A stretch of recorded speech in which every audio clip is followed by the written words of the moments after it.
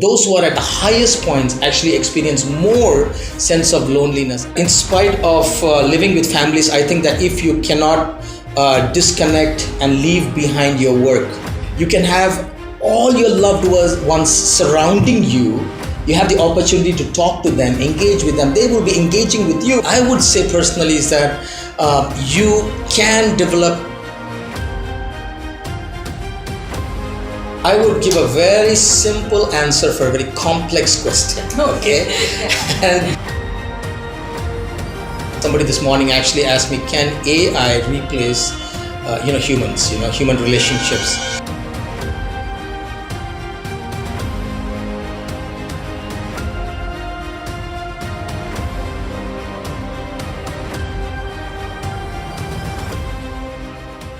Hello everybody, welcome to the first episode of our podcast. Today, I have with me Mr. Daniel Ponraj, who is going to join me as we discuss today's topic, loneliness and how it affects those at the very top, such as CEOs. Welcome. I'm so happy to be here, and this topic on loneliness and leaders at the top of organizations, how they can overcome it. What are their challenges? I love this topic. Glad to hear that. So let's begin.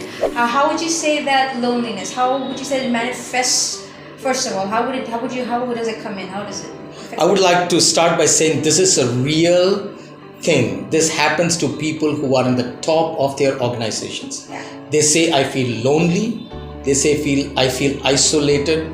And this sense of being lonely and isolated shows itself in many, many ways. You can hear them by saying, I feel very angry, I feel very frustrated, I feel very depressed. These are common elements that it's always being expressed by those people who feel lonely.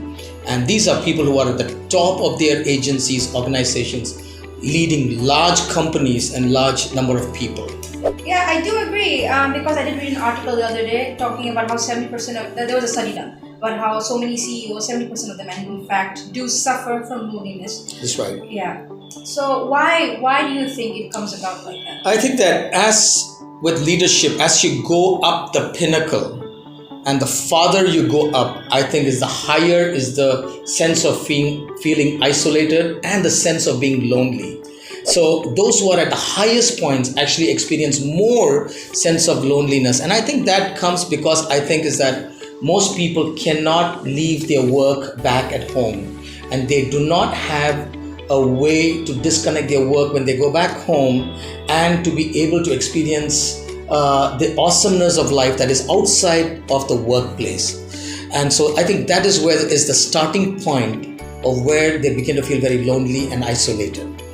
What would you say about CEOs with families? CEOs do live with other people. What would you say about them?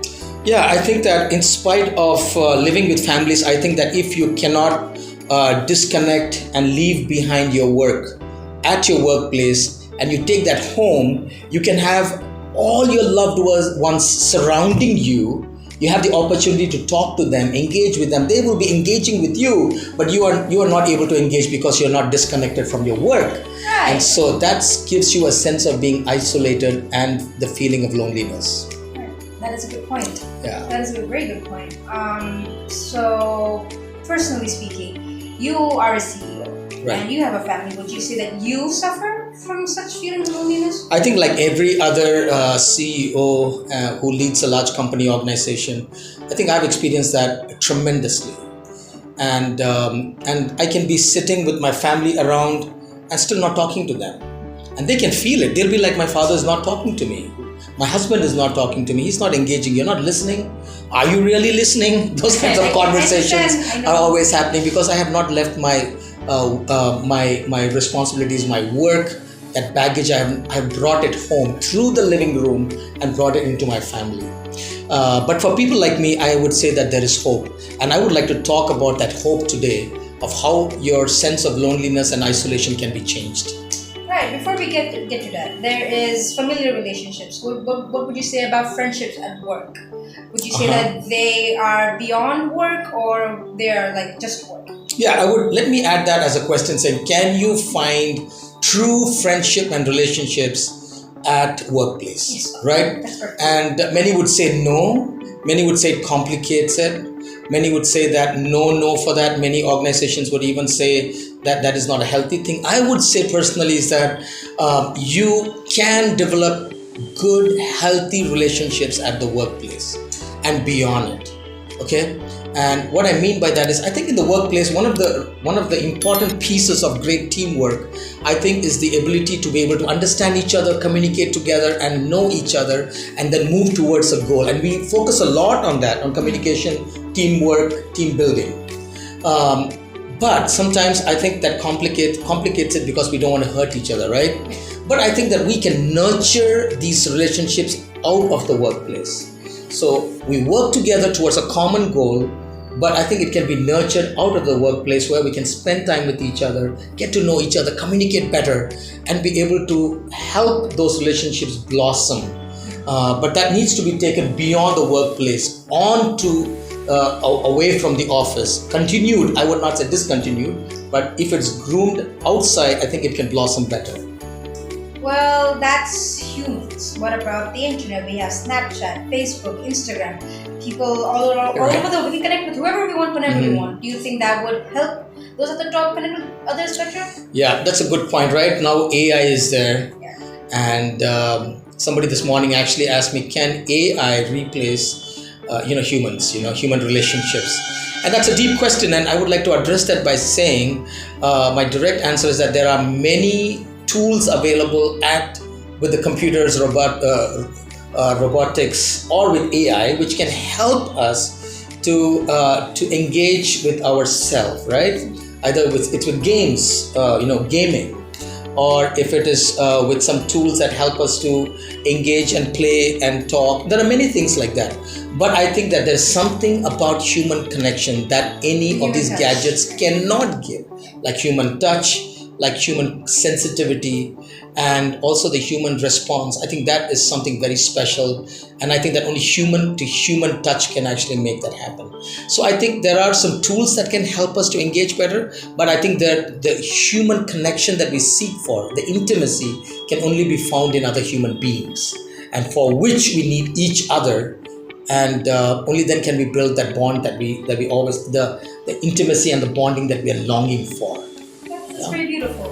And how would you think, what steps do you think CEOs especially should take to overcome this loneliness that they suffer from? Yeah, so I would give a very simple answer for a very complex question. Okay.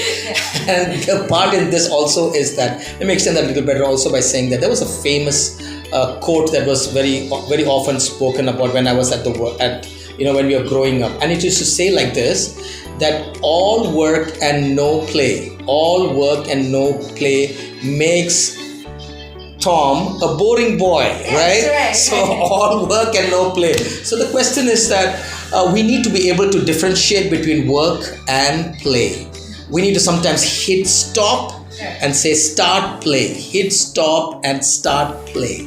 I think the simple formula, I think, will help us to overcome this sense of loneliness and isolation. Let me add a couple of more pieces in that. What does play mean, right? Yeah. When we were growing up, when we were just 4 years old, I think one of the amazing things is that we just love to play all day. And if anybody asked me or you would say, what is the most fun part of your life? And I think the fun part of our life, we would all say, is that our childhood growing up, because we played. Right, we had so much of fun with our friends and so precious memories, and all our trust that we develop today, bonding, all actually comes from when we were 4 years old and how we played with each other. So let me give you 3 quick pieces in that. Okay, what does play mean? Number 1, I think we need to touch our creative side. Right. Anything to do with it, music, dance, games, sports, arts, and anything that can help us achieve the sense of being worthy and the worthiness, right? When we it's like climbing a mountain and saying, I've arrived at, wow, I have reached, the sense of feeling worthy and the ability to be able to say I can do it. Right? One, creative side. The other one being good relationships, right? The connections that we are seeking for and the sense of being loved. I think we all desire that. And I think that out of the workplace, we need to play by touching with relationships, connections, and that actually evolves into something of a sense of being loved. And the last being, I think that we all have a sense that we want to give back. We want to serve. And by serving, we actually understand the true purpose of why we are here, the meaning of life, right? Because you're pursuing something, you pursue, you cannot reach it, and you say, what is this? I have achieved now. Now next what? And I think that's endless. But I think when we start giving and seeing joy and happiness in others, I think it gives us a true meaning of our life, a purpose for this life. And I think all these three, touching the creative side, nurturing relationships, and being able to give back to the society, all these three actually bring out the component of play. Right. And the joy out of the workplace. And I'm not trying to refer that work is boring, okay? But what I'm referring to is that there is also a piece of us that is outside the workplace, which is to play. And so good creative, the creative side of us, bringing that out, good healthy relationships, and I think the ability to give back will help us to bring true meaning, joy, and satisfaction in our lives, and also overcome loneliness and the sense of isolation. Those are some amazing points. Thank you. I feel like I learned something, and I Yeah. hope everyone else did too. Thank you. I think we've come to the end. Do you have any last thoughts? Anything you want to say? My last thoughts would be like, there is hope. So don't feel discouraged. If you're the CEO and you're feeling like, oh, this is such a lonely place, I would say there is hope. Simple words: hit stop and start play. Right? And try this out. Leave your work in the office and log off your mind also. Don't take your work home. Go home to play. And I think that you can find a true sense of being worthy, a true sense of being loved, and find meaning and purpose in life when you hit play. So hit stop play. Hit start play. Oh yeah, 3 words to live by. That's great. That's amazing. Well, thank you so much, everybody, for joining us today, and thank you too. Thank you so much for This is wonderful. This wonderful discussion. Yeah, and join us again next time on the next podcast, next episode. Thank you. It's wonderful. Thank you. Thank you.